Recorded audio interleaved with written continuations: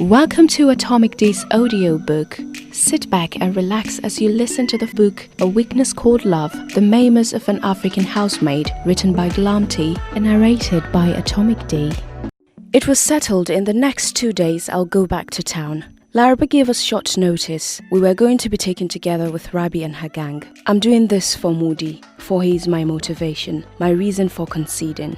Every time I remember I'm going back to town, I felt heaviness in my heart. It felt like I was being stabbed by 100 invisible daggers in my chest. But what choice do I have? My only ambition was to have Moody as a husband. And the way to achieve it is going back to town. Sometimes I'll tell myself, perhaps this time it will be different. Maybe I'll be lucky, like the newbie. But who was I kidding? I was never lucky when it comes to that. I will laugh at my stupid talk and forget about these illusions. Then out of the blue, something momentous happened. 2 days before my trip, young Likita came to our house and said, "Laddie, there is a man outside waiting to see you. He asked me to call you." Who could it be? I wonder. I know my Moody doesn't visit me. I was the one who always did the pursuing, and I'm not complaining. My curiosity got the better of me. I carelessly put on a veil on my head and headed out. Imagine the delightful surprise I had. It was him. It was like he was not real. Am I hallucinating, or is this actually happening? I rubbed my eyes and pinched myself to make sure I was not dreaming.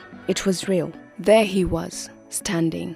The light to my darkness, my knight in shining armor. He wore a sleeveless traditional top that reached his knees, exposing his well-sculpted masculine arms. His neatly shaved hair allowed his newly bald head to shine. He was the personification of beauty and elegance mashed together. I walked to him with a quickened pace, almost running. When I was 25 inches away from him, I stopped in my tracks, panting. The living work of art smiled, exposing his perfectly placed set of pearl-white teeth. Our eyes were locked in a graceful romantic gaze that neither of us wanted to break. Time stopped for a while. The butterflies in my belly went haywire. I inhaled the sweet view of his manly, effortless beauty. He brought me out of trance when he said, "Masoya ladiu." I couldn't help grinning. "The love of my life, what are you doing here?" I said with a chuckle. "To see you. I missed you," he replied. I smiled while I averted his gaze. My eyes were fixated on the floor. I felt a shyness I have never felt before. Sometimes Moody makes me uncomfortable in a good way. Moody always makes me feel good. No matter my mood, once I set my eyes on him, I feel nothing but happiness. All my problems melt away for that brief moment I'm with him. I love getting lost in his gaze. I love watching him no matter what he's doing. Moody's presence is always a pleasure.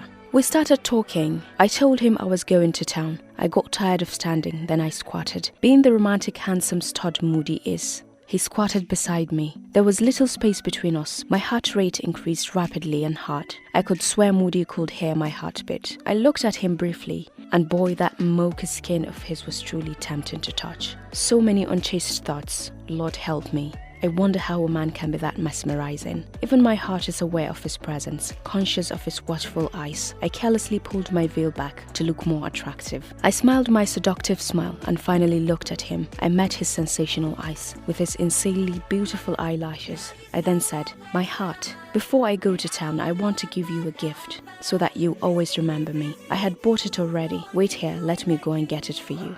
I went inside my house and brought a ring I had bought for him days ago. I had blackmailed my mom into giving me the money. Since she desperately wants me to go to town, she complied easily. I came back with it. Then I said to him, "Promise me, Moody, you shall always wear this ring as a symbol of our love. Do not take it off. Once you have it on, I will be assured of your love. I want it to still be with you when I get back. It will always remind you of me. As for me, I carry you in my heart. I do not need reminders. Every heartbeat of mine echoes your name. Be rest assured that I'll always love you," I said, battling my eyelashes. I felt a lump in my throat and a bitterness in my heart. I was afraid of how much I was going to miss him. But I had no choice. Things were beyond my control. One thing was certain: I had to go. It was the hardest decision I ever had to make. I find comfort knowing that I'm doing this for us. Moody, being the sophisticated man he is, did not answer. He kept quiet and held the ring.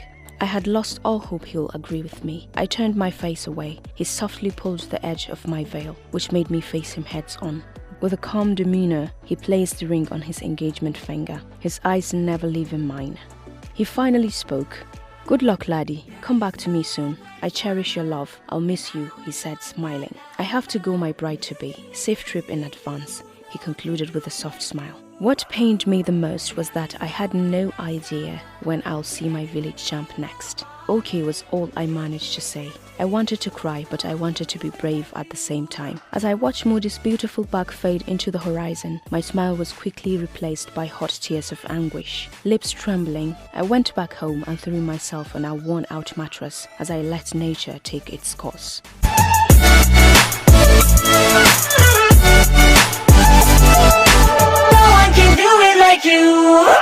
We have come to the end of today's chapter. Don't forget to follow me on Instagram at Khadija Nasser and at Atomicdieee on Twitter, and subscribe to my podcast and YouTube channels at Atomicdieee. And also don't forget to hit the notification button so that you will be informed whenever I post a new chapter. Thank you for listening, and bye ta! Love ya!